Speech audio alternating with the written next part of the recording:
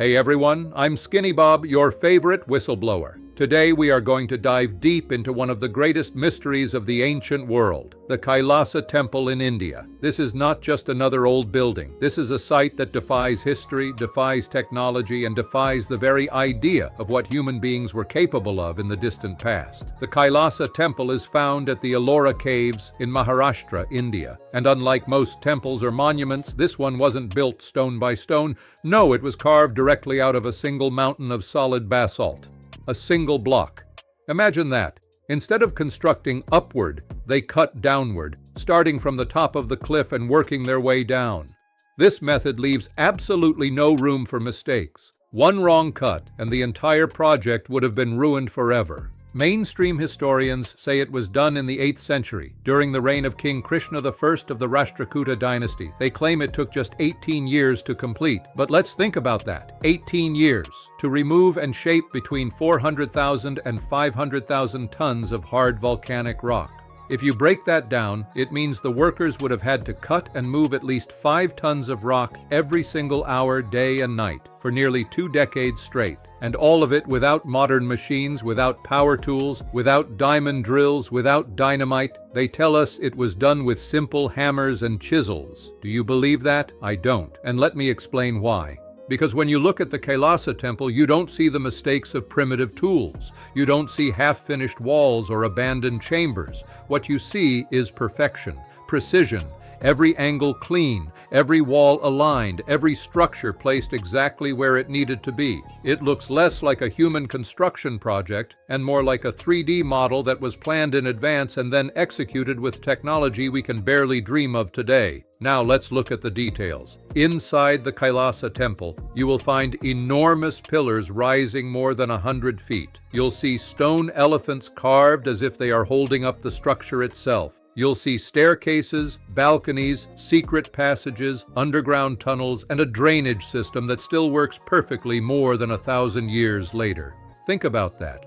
Modern cities struggle with drainage systems today, but this temple has survived centuries of heavy monsoon rains and still functions exactly as designed. And then there is the sound. The acoustics of Kailasa Temple are incredible.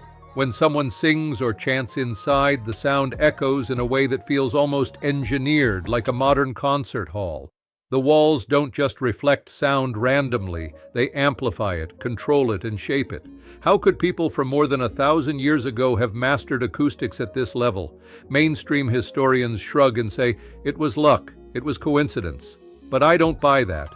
This was intentional. Someone designed it this way. Now here's where it gets really interesting. At this point, I want to pause and show you something. Look at this modern clip. This is laser technology cutting through stone. See how slow and steady it is?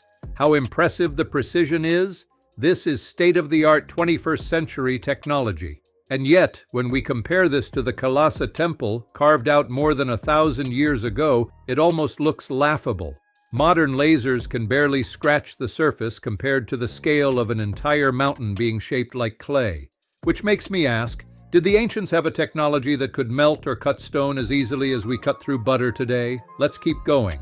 The Kailasa Temple is officially dedicated to the Hindu god Shiva, but many researchers believe it represents something more. Mount Kailash in Tibet. The names are nearly identical, Kailasa and Kailash, and both are surrounded by mystery. Mount Kailash is considered the dwelling place of the gods. No human has ever climbed to its peak, and local legends say that anyone who tries never comes back. In ancient texts, the mountain is described as a cosmic axis, a stairway to heaven, even a pyramid hidden in plain sight. Some Russian researchers, like Ernst Moldashev, have suggested that Mount Kailash is not a natural mountain at all, but an enormous man-made pyramid, surrounded by smaller pyramids. If true, then both Kailasa Temple and Mount Kailash may have been part of a global system, a power grid of sorts, connecting ancient monuments all over the earth. The Great Pyramid in Egypt, Stonehenge in England, Teotihuacan in Mexico, and Kailash in Tibet. Different continents, same mystery.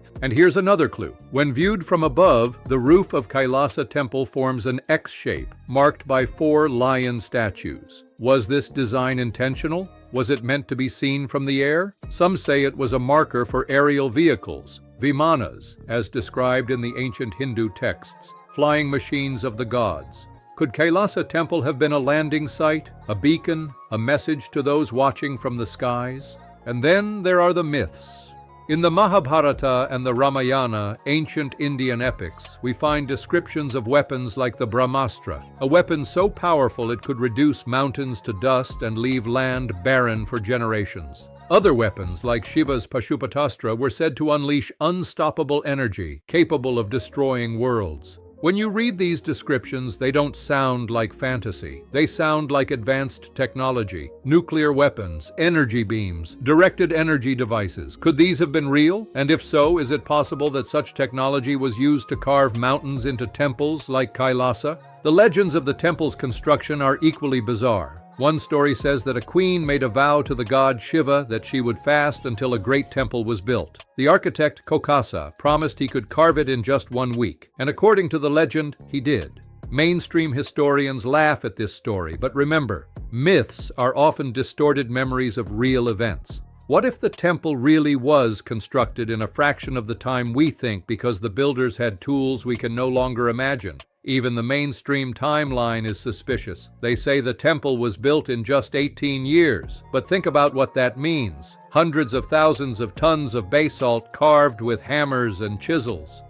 Perfect alignment, no errors, massive sculptures, complex engineering, acoustic chambers, functional hydraulics. Do you really think this could be done in 18 years, even today with all of our machines? I don't. And if you want more evidence that this structure is no ordinary temple, consider this. In the 17th century, Mughal Emperor Aurangzeb tried to demolish Kailasa Temple. He sent 1,000 men to destroy it. They worked for 3 years. And what did they accomplish? Almost nothing. They managed to damage a few statues, but the main structure remained untouched. It was indestructible. The same thing happened in Egypt when rulers tried to dismantle the pyramids. Time and time again, we see these monuments defy destruction, almost as if they were built with the intention of surviving forever. So what are we left with? We are left with a temple that mainstream history says was built in 18 years with primitive tools. We are left with a temple that still has working drainage, perfect acoustics, impossible precision, and no sign of mistakes. We are left with a temple connected in name and myth to Mount Kailash, the forbidden mountain of the gods, a place some believe is the greatest pyramid on earth. And we are left with legends of weapons that could melt stone, myths that sound less like fairy tales and more like eyewitness reports of advanced technology. Is it possible that Kailasa Temple is not a product of the 8th century at all, but of a far older civilization whose knowledge was lost? Is it possible that what we are looking at is the legacy of a forgotten high technology, or even a message left by visitors not of this world? Mainstream historians say no. They want us to believe that thousands of workers with hammers and chisels achieved the impossible. But when you really look at it, when you compare it to what we can do today, their story falls apart. So I ask you, which explanation makes more sense? That primitive workers in the 8th century achieved a feat we can barely match today?